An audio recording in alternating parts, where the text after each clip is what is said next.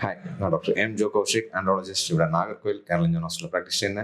നമ്മൾ ഇന്ന് ഒരു ഇൻട്രസ്റ്റിംഗ് കേസാണ് കാണാൻ പോകുന്നത്. സോ ഈ പേഷ്യൻ്റെ ഏജ് 41 ഇവർ മാരേജ് ആയിട്ട് 8 കൊല്ലമായിട്ടുണ്ട്. സോ ഈ സമയം ഇവർ ബേബിന് വേണ്ടി ഒത്തിരി ട്രൈ ചെയ്തിട്ടുണ്ട്, ബട്ട് ഒന്നും കിട്ടിയിട്ടില്ല.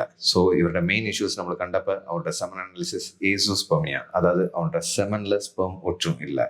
സോ എന്താണ് റീസൺ നമ്മൾ ഐഡന്റിഫൈ ചെയ്തപ്പോൾ അവരുടെ ടെസ്റ്റിക്കുലർ പ്രൊഡക്ഷൻ വളരെ കുറഞ്ഞിട്ടുണ്ട്, വിച്ച് മീൻസ് നോൺ ഒബ്സ്ട്രക്റ്റീവ് ഏസോസ്പെർമിയ ആണോ അവരുടെ ഡയഗ്നോസിസ്. അവരുടെ testicular sperm production, testicular function രണ്ടും വളരെ കുറഞ്ഞിട്ടുണ്ട്. സോ ഇതിനെ നമ്മൾ സ്റ്റിമുലേറ്റ് ചെയ്യാൻ വേണ്ടിയാണോ ഇന്ന് നമ്മൾ ഈ ഗ്രോത്ത് ഫാക്ടർ ഇഞ്ചെക്ഷൻ കൊടുക്കുന്നത്.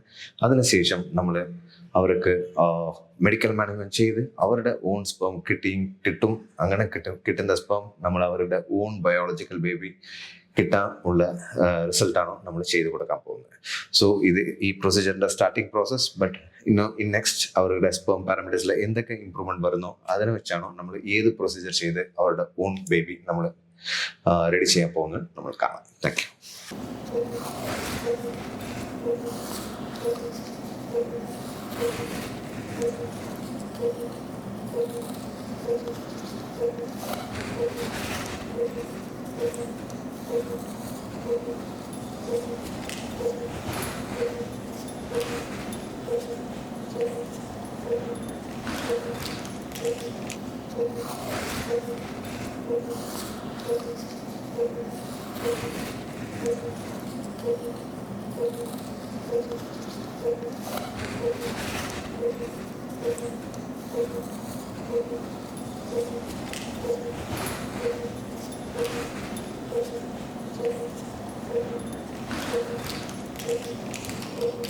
you.